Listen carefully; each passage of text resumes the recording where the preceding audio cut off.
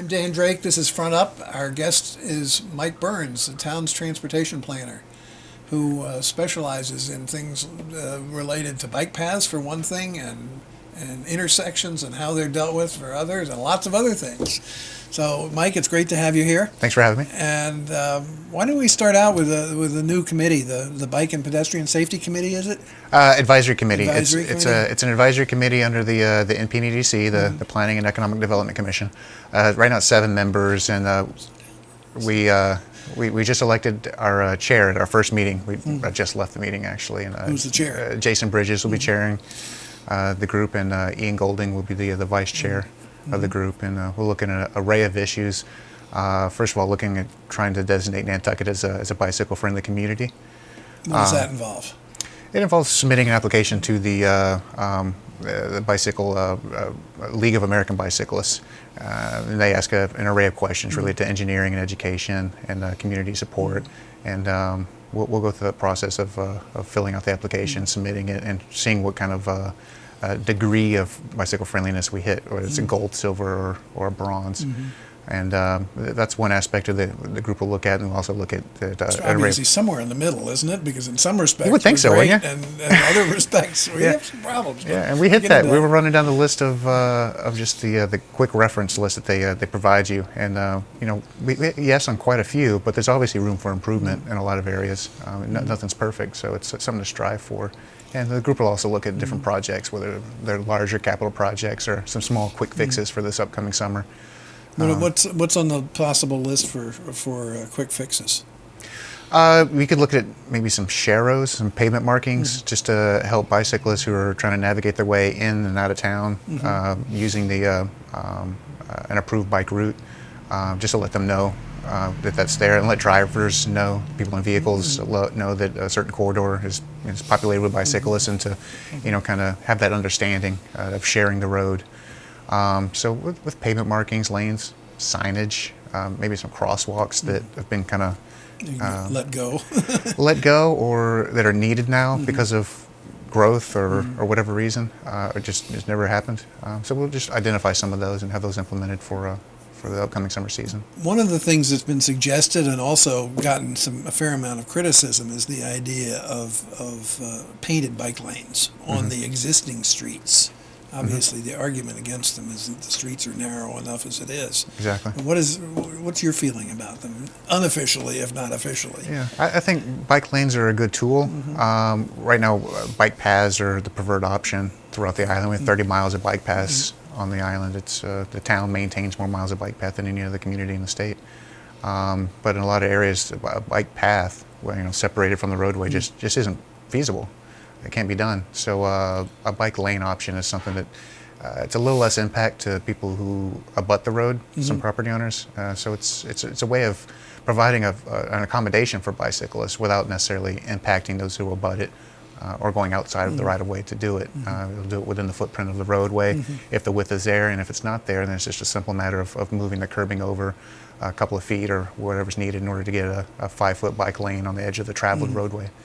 So it's is that what the bike lane has to be, 5 feet? Yes, 5 feet. 4 feet is it's usable, but 5 feet is the standard. You like a bike lane to be 5 feet wide. So it's an option. It's not the degree of improvement that a bike path would be, that safety with the separation and a dedicated, but it's better than having nothing and sharing a road as a bike route, which is the condition on a lot of streets on the island.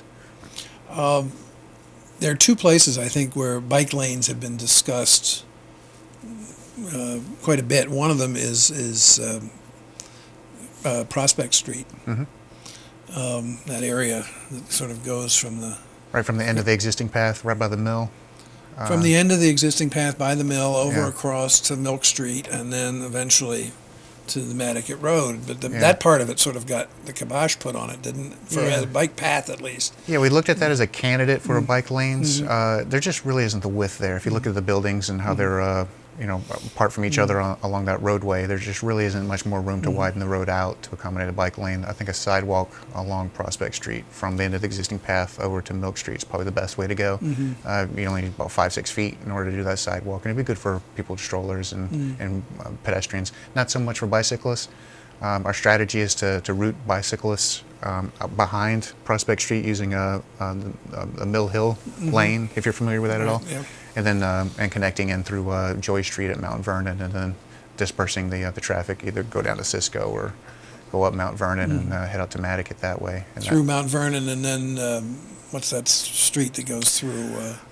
There was an idea of using Saratoga to connect over to Matticat Road. No, not or Saratoga. Vestal. The next one out. Wynn Street. Wynn Street. Yeah, that's the one I think is the preferred option. Right now, that portion of that's private, so there's a number of different steps that need to be taken in order to realize that project. But I think that's probably the best option as far as connecting Matticat over to Prospect Street, and then having a completed link basically from Matticat, the village of Matticat, out to the village of Sconset. Just one complete pedestrian facility. What about along Sparks Avenue? Sparks Avenue, that's maybe a widening of the existing path that's there now. I think maybe. It's really a if I'm being- sidewalk, isn't it? Now? Yeah, it's not a bike. maybe you got 4 feet of sidewalk there in some areas, and some other areas where some development. I think the on Island Gas in front of there, they widened that out to right about 8 feet, a little bit more than 8 feet there. So it's comfortable enough to bike on, but carrying that up all the way to the schools is the next challenge. And then the other area where a bike lane has been talked about and maybe in the works is the sort of the in-town bike path that would run from Washington Street Extension up to somewhere on Orange Street. Yep. Right in front of where Henry Junior's is. I think Spruce Street is the end of that project area. So that's segment between Goose Pond Lane and Spruce Street. That's where we would realize a section of the bike lane concept for Orange Street. And that's providing bike lanes on both sides of Orange Street, and it requires some moving of the curbing a little bit.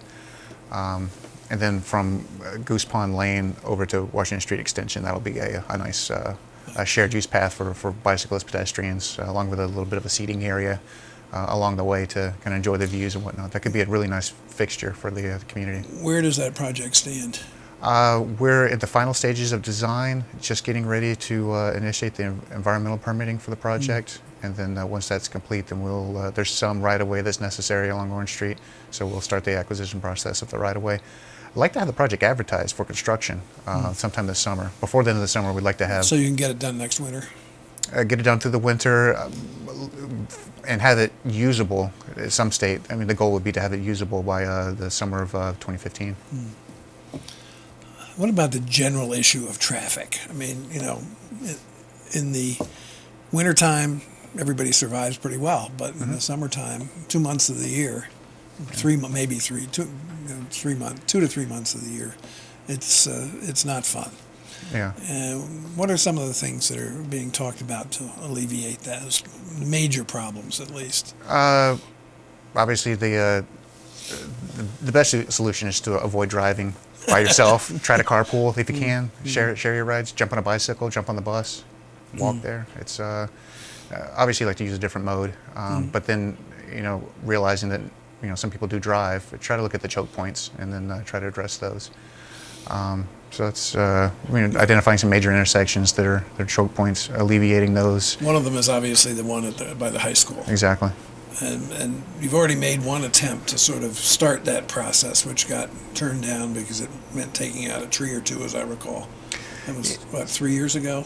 Yeah, there was the idea of providing a turn lane or slip lane. Oh, was that what it was? I can't remember. I thought it was maybe heading towards putting in a rotary there. Yeah, it was a roundabout that did incorporate a slip lane that went over school property. The school really didn't think that was a good idea, but that isn't really necessary to have that slip lane. We can do a roundabout option that really wouldn't require a turning lane, but I think a roundabout is the best solution for that area. From a traffic planning point of view, do you consider the roundabout on Sparks Avenue a success? Sparks Avenue and Pleasant Street? Oh yes, yeah. I think the safety's dramatically improved there.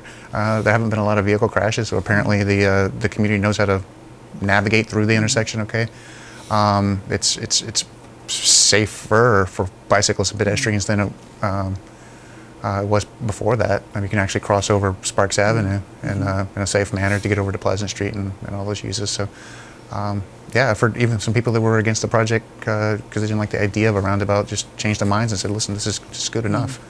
I think the designers did a good job with the Belgian block that's around the apron there, and then some local artists have provided sculptures in there to help make it more of a community. A red daffodil. Yeah.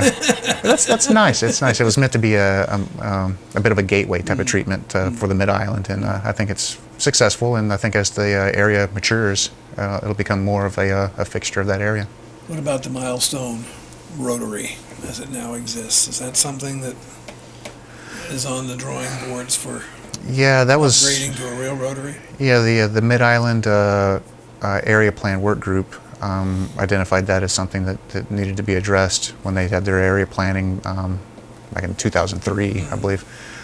So we did an evaluation of how, how can we fix this and make it more of a traditional roundabout like the Sparks Avenue one, because there's some deficiencies in the existing design.